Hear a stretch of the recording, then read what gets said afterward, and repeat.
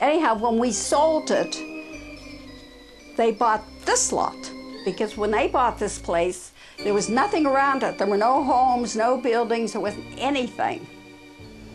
People were asking, what's that thing on the hill? Well, eventually it was Temple Menorah. Oh, we were very proud of it. It was a new place, a beautiful temple. And everyone felt, we finally made it. We reached this goal. It was a long time coming, I think almost a decade. And remember that it was considerable sacrifice. These were not the most affluent of people.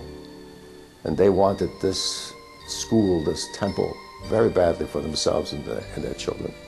And participated individually. Didn't just pay somebody else to do it for them. That's what makes a difference. Well, it was a revelation because Ann and I, my wife, realized that we were among the first to be in this new citadel of a temple, which came to be known as Temple Menorah. I think the temple was built by those who had a vision and a commitment. I think the fact that you had a rabbi as gifted as Henry Front was made a big difference. Well, it meant a place where we could, we could worship and we could socialize, and, a place where we were meeting with Jewish people. I remember Henry wanted a viable school. He realized that unless you have a good Sunday school, your congregation was pretty shaky. Mrs. Grancell was very, very concerned about educating our children and giving our children a chance in the community and to become acquainted with Jewishness. And she worked very hard on it. I'm sure everybody wants to have an education for their children. That's number one. Because I remember when we started that school, we started it in one of the rooms, and that became the whole school. I guess the girls wanted to see their children grow up in a Jewish way. I really wanted him to be brought up Jewish, so this was really key, and it just came into our life at the right time. We would have a Jewish family and a Jewish household and Jewish children, so that was really important to me. We provide a very safe and nurturing environment for the kids. Aside from the fact that we're a Jewish institution, the kids that come here stay here. Tuva is really on the cutting edge of preschools, I think. We like the Jewish content.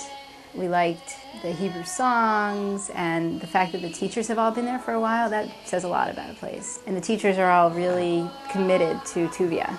It was by far the best option in the South Bay. I was pushing for our son to go to religious school. I personally didn't start Sunday school till 3rd or 4th grade either. So now that's the age of our oldest son, and we decided this was the right time. To teach the children their Jewish heritage and what being Jewish means to them. Being Jewish wasn't a big part of my life until I got married, we had children. Being a member to me means that my kids are gonna get to learn as much as they can. When he entered Sunday school, I started knowing some families, but in the last year, we joined the Havarah, one of the Havarahs at the temple, and that helped a great deal. But then people in the rest of our world just started coming into our community, and a lot of it was just here. There's just something about Jewish education itself that is so rewarding to me. And it's just so exciting, when they're learning the alphabet and they're singing the songs and they're doing all the prayers. Synagogue and just being a part of this Jewish community, that's what they need to know.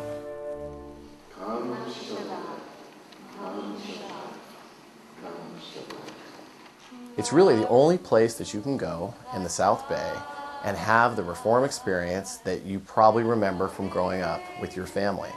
And we want to extend that to our kids. Now that the kids are older, and we're starting to think about the future of their religious experience, we needed to find something that was going to suit everybody's needs. Our core group of friends are the people that we're meeting right now, and a lot of them are coming from the temple. It's nice to feel a sense of that community. We both were in temples that were Reform temples, that were very warm, and we were searching for that.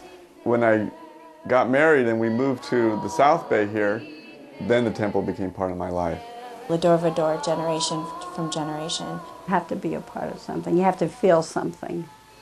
I want to teach the youth here about carrying on the traditions of the synagogue. Again, that touch, it's just a touch of this community to remind you that you're part of something, and that's really important. I love being in Temple on Saturday. It seems to me the place to be.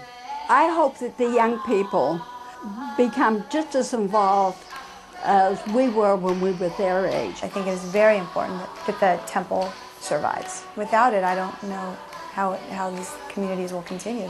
This is what makes the community. They know in their heart that they're Jewish. They secure their identity by going to the temple. Oh, the temple has to go on. I mean, where are my kids going to go? This is my family.